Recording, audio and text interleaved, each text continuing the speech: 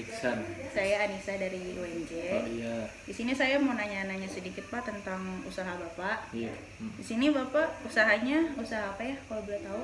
Usaha transportasi. Berapa lama itu Pak usahanya berjalan? Ya, kira-kira kurang lebih 6 tahun. Hmm, Ya. Berarti dari Bapak usia? Saya usia pas lulus dari kuliah aja, dari sekolah tinggi saya langsung usaha. Saya mau nanya, sebelum Bapak buka usaha ini ada usaha ini nggak sebelum buka Oh, ada. transportasi? Saya dulu usaha sepatu saya. Usaha sepatu ya? Usaha sepatu. Ada lagi selain sepatu? Ada, dulu saya buka counter pulsa. Lalu dari usaha itu yang paling lama usaha apa? Usaha tracking Tracking ini, yang Mbak. paling lama ya? Iya.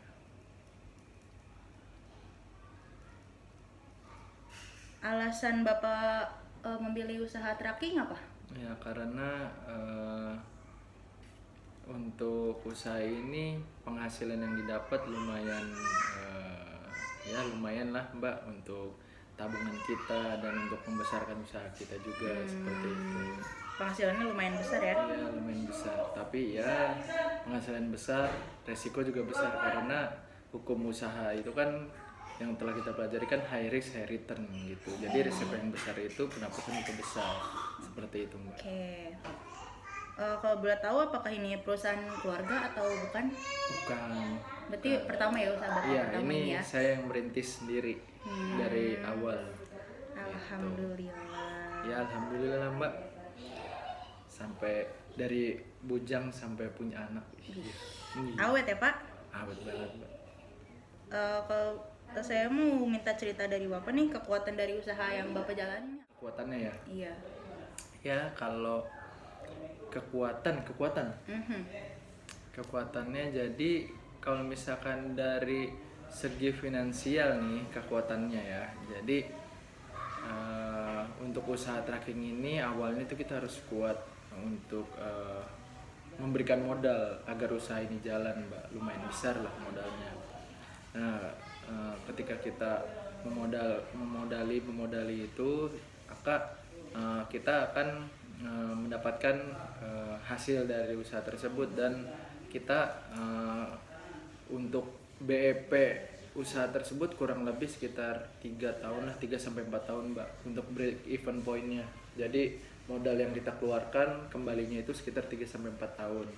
Dan alhamdulillahnya sekarang ini ya tinggal menikmati dari hasil modal yang kita tanam ketika 3 sampai 4 tahun dan sekarang kita hanya memodalin ini aja operasionalnya saja gitu. Jadi kita udah nggak mikirin cicilan lagi, mikirin yang besar-besar lah seperti itu. Nah, kalau misalkan usaha tracking ini juga berpengaruh oleh perekonomian negara kita. Jadi karena usaha tracking saya ini khususnya mengangkut kontainer baik itu ekspor maupun impor atau lokal intersuler di dalam Indonesia saja. Jadi kita terpengaruh oleh perekonomian Indonesia gitu ya. Jadi ketika perekonomian lemah, jadi ekspor impor juga melemah. Jadi usaha kita juga akan ikut tuh turun tuh karena kan kita kan ngangkutnya kan itu khusus kontaineran ya, kontaineran gitu. Jadi sangat berpengaruh sekali ke usaha kita. Jadi untuk usaha ini benar-benar kita harus sabar dan kita harus bisa membaca situasi lah agar kita bisa bertahan ketika kita perekonomian Indonesia lagi bagus, pendapatan kita lagi bagus, nah itu kita bisa saving uang kita. Nah uang saving itu untuk menghadapi apabila perekonomian Indonesia lagi lemah nih, kan usaha kita juga akan menurun ya kan, sedangkan biaya operasional atau itu tetap berjalan. Jadi uang yang kita saving itu persiapan untuk ketika usaha kita lagi turun. Jadi kita bisa ibaratnya preference, maksudnya bisa menyiapkan, kita bisa menyiapkan apa namanya dan membaca situasi ketika usaha kita sedang naik dan sedang turun. Jadi kita nggak down banget gitu, nggak jatuh banget lah, dan amit-amit jangan sampai lah kita gulung tikar kayak gitu. Berarti harus pintar baca situasi ya Pak? Iya, dan kita juga harus apa namanya pinter-pinter mencari order sih sebenarnya kayak gitu. Ketika order ekspor impor melemah, kita mencari order yang intersuler, kontaineran antar kota aja, antar kota. Jadi kita nggak ngandelin yang ekspor impor aja sih sebenarnya. Kelemahan dari usaha yang Bapak jalanin sekarang ini apa? Kelemahannya ya, Iya. kelemahan dari usaha yang saya jalanin sekarang ini yaitu dia kelemahannya mengikuti terlalu mengikuti apa namanya perekonomian Indonesia nih. Apabila perekonomian lagi lemah ya kita benar-benar ikut sangat terkena dampaknya ya kan. Apabila ekonomi lemah kita sepi sekali kegiatan. Jadi yang tadinya kita biasanya satu bulan itu bisa apa namanya 20 rate ya kan. Dan ketika lagi apa namanya kondisi perekonomian Indonesia lagi lemah, apalagi lagi situasi pandemi seperti ini, kita bisa hanya dapat apa namanya 40% atau 50%-nya dari yang biasanya kita dapetin tiap bulannya. Misalkan ya 20 rate kita hanya bisa dapat ya 10 rate atau 11 rate. Ya hampir 50%-nya lah bisa dibilang seperti itu. Gitu. Selanjutnya, peluang dari usaha yang Bapak jalanin ini apa? Peluangnya ya? Iya. Jadi peluang yang saya sedang jalanin ini menurut saya peluangnya itu cukup baik ya. Jadi ketika nih perekonomian yang kita lagi bagus ya kan, ketika apa namanya naik, karena kan perekonomian kita tuh nggak selalu turun ya kan. Kita apa namanya, jadi perekonomian itu ketika naik ya kita apa namanya cepat-cepat nyari order ya kan ya. Kita customer kita guide lah ibaratnya, kita samperin ke kantor-kantor customer kita. Nah di situ ketika kita nyamperin kantor customer kita atau kita calling lah gitu kan ya, kita akan mendapatkan order dari apa namanya dari customer calon customer kita seperti itu. Jadi menurut saya sih ya peluangnya bagus lah usaha transportasi ini. Jadi harus kuat mental juga sih seperti itu. Jadi semua usaha sih menurut saya kuat mental, nggak cuman usaha di bidang transportasi ini gitu. Seperti itu sih. Oke. Selanjutnya, kira-kira hambatan dari usaha tracking ini apa Pak? Hambatannya? Iya, hambatannya menurut saya sih dana mungkin ya. Dananya harus besar atau? Iya, dananya harus modalnya besar. Terus apa namanya, hambatannya kita harus mempunyai supir yang jujur lah ibaratnya. Iya. Jadi ketika kita memiliki supir yang nggak benar atau pengurus tracking kita nggak benar ya, kita akan hancur usaha kita. Seperti itu hambatan yang paling utama sih seperti itu. Dan hambatannya apabila kita malas nyari order ya kita nggak dapat kerjaan seperti itu, dan ya stuck lah usaha kita seperti itu. Dari hambatan yang tadi itu kira-kira cara Bapak mengatasinya gimana? Ya cara kita mengatasinya, kita harus lebih sering pendekatan lah sama supir, sama pengurus kita. Kita harus sering mengadakan briefing kepada mereka ya kan ya, briefing. Terus apa namanya saling sharing apa yang mereka butuhkan, apa yang namanya ketika mereka di jalan, kita harus banyak-banyak memberikan wejangan kepada mereka. Jadi mereka apa namanya ada rasa dekat lah sama kita. Dan begitu juga pengurus kita juga kita dekatin, kita kasih briefing seperti itu. Dan kita pantau, jangan lupa sih. Dan mobil juga kita kasih GPS, jadi setiap hari kita bisa pantau seperti itu. Kita kasih apa namanya di setiap mobilnya ya Pak? Iya, di setiap mobil kita kasih GPS. Jadi dimanapun kapanpun kita bisa mantau lewat laptop maupun lewat HP seperti itu. Iya. Untuk saat ini jumlah supir yang bekerja di usaha Bapak ada berapa? Supir kurang lebih ada 3 ya, ada 3. Kadang-kadang ada yang serepin kurang lebih ada 4 seperti itu, dan connect 2. 3 atau 4 lah ya? Iya, connect 2, pengurusnya 1. Pengurus 1. Iya. Cara Bapak memberi apresiasi kepada supir ini biar mereka semangat kerja?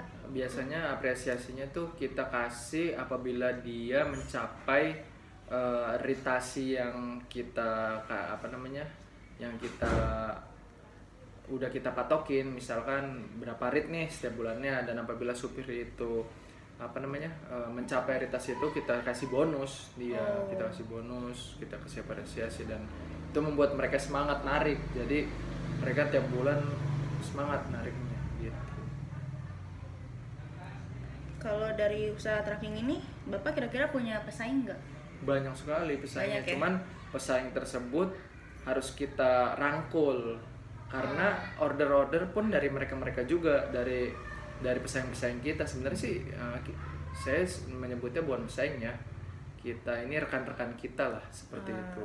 Jadi Kerjasama aja. kerjasama ya, ketika saya kosong kita kadang dapat order dari teman-teman kita sesama tracking lah, sesama pengusaha tracking. Ketika mereka kosong kita kasih juga order ke mereka apabila kita lebih ordernya, seperti itu. Jadi kita saling mengisi lah seperti itu, apalagi di kondisi yang lagi seperti ini. Jadi kita harus benar-benar banyak-banyak rekanan, relasi. Jadi ya seperti itulah namanya usaha, harus banyak relasi.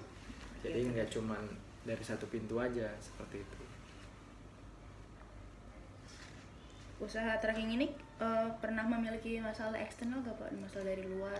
Oh, kalau masalah-masalah sih setiap usaha itu ada masalahnya, apalagi usaha transportasi ini ya kan. Itu masalah atau resikonya sangat besar, karena usaha berjalan itu masalahnya sangat banyak. Yang pertama itu kita masalahnya itu di jalan ya kan, banyak sekali masalahnya. Kita ada ada bajing loncat di jalan, terus masalahnya ada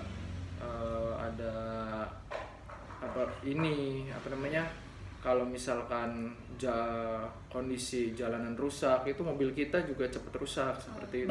Iya, bannya. Terus apabila gak ada paku ya bocor, kita mobil kita bannya ya kan. Masalah-masalahnya banyak sekali sih menurut saya. Belum lagi mesin rusak ya kan. Berarti di jalan. Lebih ke masalah teknis ya Pak? Ya, masalah teknis sih sebenarnya. Terus kalau masalah di luarnya ada sih, tapi nggak terlalu signifikan lah, selama kita masih bisa menghandle-nya seperti itu. Jadi masalah-masalah yang terjadi di jalan kita itu menjadi pengalaman buat kita, gimana cara nanganinnya apabila ada masalah-masalah lagi seperti itu. Jadi ya alhamdulillahnya masalah yang ada di jalan bisa kita selesaikan lah, karena dari pengalaman-pengalaman sebelumnya seperti itu. Oke.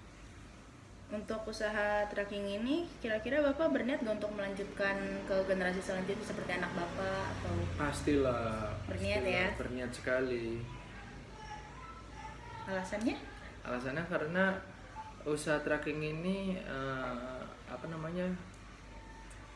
sangat bagus sekali peluangnya untuk anak-anak kita atau anak cucu kita kan. Jadi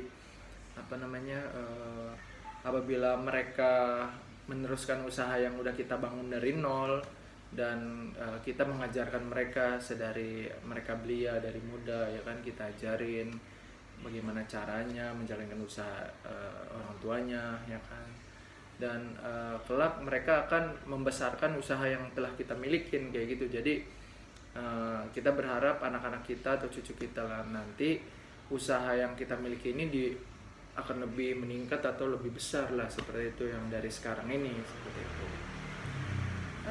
Rencana apa yang Bapak siapkan untuk generasi Bapak selanjutnya dalam usaha ini? Rencananya ya untuk kedepannya mungkin anak kita akan kita perlihatkan cara kerja usaha kita belajar kita ajarin cara mengelola usaha kita, terus kita ajarin cara mengelola keuangannya, terus kita kenalkan ke rekan-rekan ya kan, apabila ntar dia besar nanti kan nggak cuman orang tuanya kenal, jadi anaknya juga kenal, dan anaknya itu ntar akan bisa berkomunikasi sama rekan-rekan tracking yang lain lah, seperti itu. Jadi seperti itu sih dan kita ajarin cara menangani masalah-masalah apabila ada yang dihadapi bila menjalankan usaha tersebut, seperti itu. Oke. Baik, terima kasih ya Pak atas waktunya. Wawancaranya sangat menginspirasi sekali untuk anak-anak muda zaman sekarang. Harus menginspirasi buat anak-anak muda. Jadi jangan cuma main game saja. Harus harus berusaha agar memajukan perekonomian keluarga ya. Seperti itu. Jadi tidak boleh bermalas-malasan ya kan, harus semangat, harus tahan mental, tahan banting, nggak boleh loyo, nggak boleh lemah ya kan. Kita sebagai generasi muda, generasi penerus ya kan, kita harus semangat terus ya kan, pantang mundur, jangan kita jangan cepat menyerah lah menurut saya kan, karena orang yang cepat menyerah itu orang yang tidak akan maju ya kan, dan dia itu tidak akan menjadi pengusaha yang sukses, karena pengusaha yang sukses itu harus mengalami kegagalan dulu baru dia bisa sukses. Ya begitu pula dengan saya mengalami masalah-masalah dan sering sekali menghadapi wah ini akan gagal, tetapi saya bisa lalui itu semua, alhamdulillah, seperti itu. Oke, terima kasih ya Pak atas waktunya. Ya. Semoga kita bisa bertemu lagi. Ya, terima kasih Mbak. Ya. Ya, sampai